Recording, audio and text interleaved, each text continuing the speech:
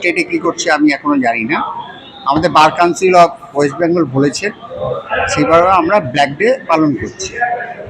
আর এটা ন্যায় সংহিতা যেটা বলছে ভারত ন্যায় সংহিতা মানে বিএনএস, আইপিসি সিআরপিসি চেঞ্জ হয়ে এখন হয়েছে বিএনএস। আজকে ভারতবর্ষে যিনি প্রধানমন্ত্রী হয়ে বসে আছেন, জানি না তার কী কোয়ালিফিকেশান, সেই নিয়ে অনেক সংশয় আছে। আজকে এই 180 বছরের এই আইন, 160 বছরের যেই আপনার যে আইনটা, সেটাকে আজকে চেঞ্জ হলো, নতুনভাবে হলো। আজকে উনি পারতেন ওটাকে অ্যামেন্ডমেন্ট করতে পারতেন, উনি খোল লঞ্চে সব চেঞ্জ করে দিয়েছে।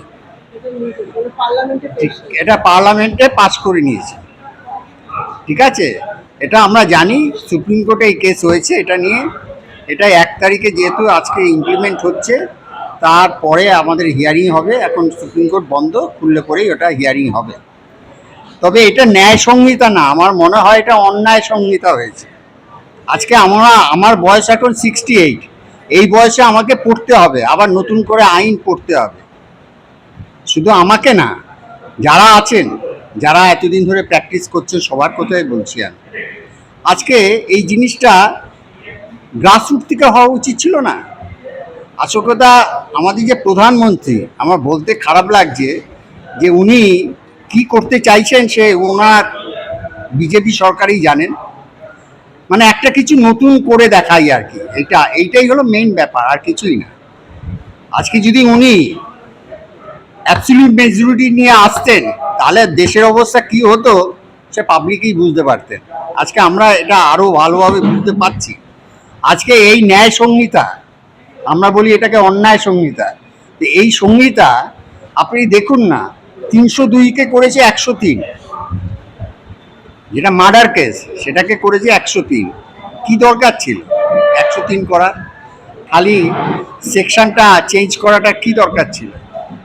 আজকে পুলিশের হাতে অনেক বেশি ক্ষমতা দিয়ে দিয়েছে, অনেক বেশি ক্ষমতা দিয়ে দিয়েছে।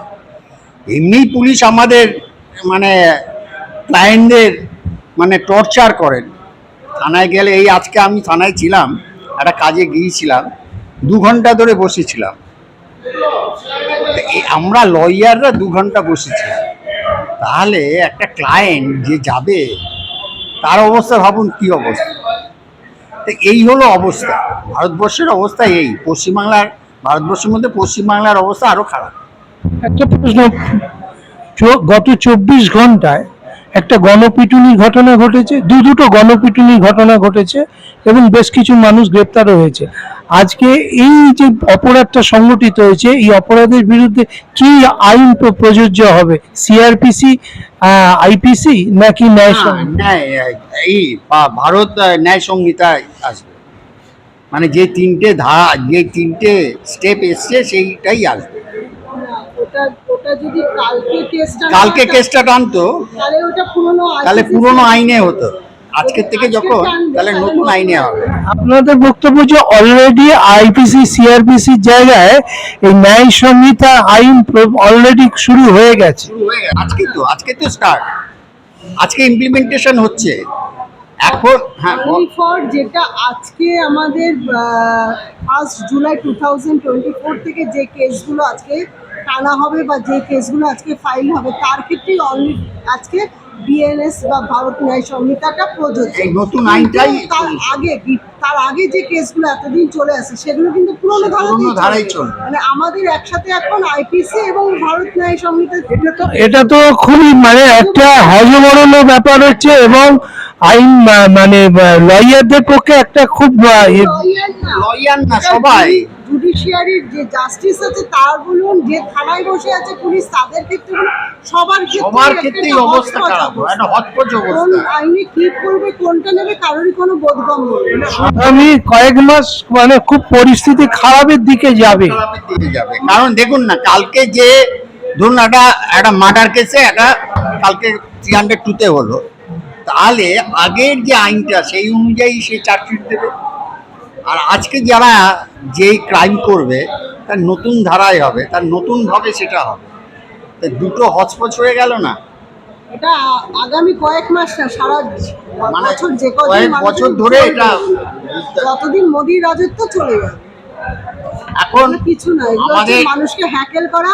এবং আমরা ভারতের জন্য কিছু করেছি, ভারত আমাদের এরকম একটা চিন্তাধারা দেখানোর চেষ্টা, যেমন এর আগে টাকা নোটবন্দি করে মোদিবাবু দেখালেন যে আমরা একটা বিশাল কাজ করে ফেললাম, কিন্তু এখনো রিজার্ভ ব্যাংকের সামনে গিয়ে দেখবেন সেই টাকা চেঞ্জ চলছে, 2000 টাকা চেঞ্জ চলছে, আপনাকে আমি কোথা থেকে দেখাতে আসছে পারি। তাই না, কিন্তু এখনো চলছে। মহিলারা এটাও সব শুয়ে same, থাকে এখানে। এটাও সেম সেই হয়ে যাচ্ছে, পুরোনোটাও চলবে, নতুনটাও চলবে। মানে মানুষকে একটা হজবরলে না দিলে উনি যে আজকে যে দেশের অপকার করে যাচ্ছে এটা তো মানুষ বুঝতে পারবে না, মানুষ এখন এটা নিয়ে ব্যস্ত থাকবে।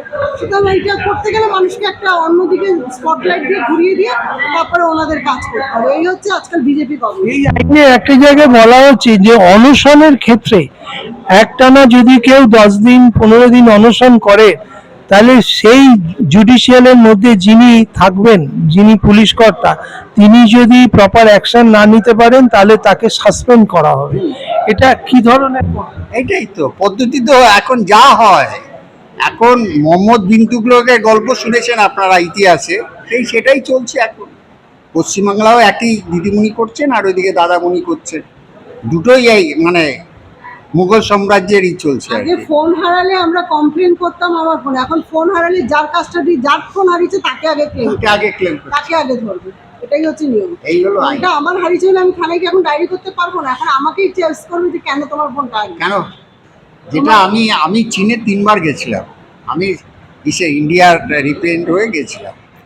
সেখানে মহিলাদের, এখানে তো মহিলাদের উপর অনেক আইন আছে, মহিলারা যা খুশি করতে পারে, ঠিক আছে। ওখানে সেই মহিলা যদি আমার সাথে কোথাও আমি কিছু করে থাকি, মহিলা পানিশড হবে, তুমি কেন গেছো। আমার মনে হয় ওই ধরনের আইন এখানে ইমপ্লিমেন্ট করার চেষ্টা চলছে।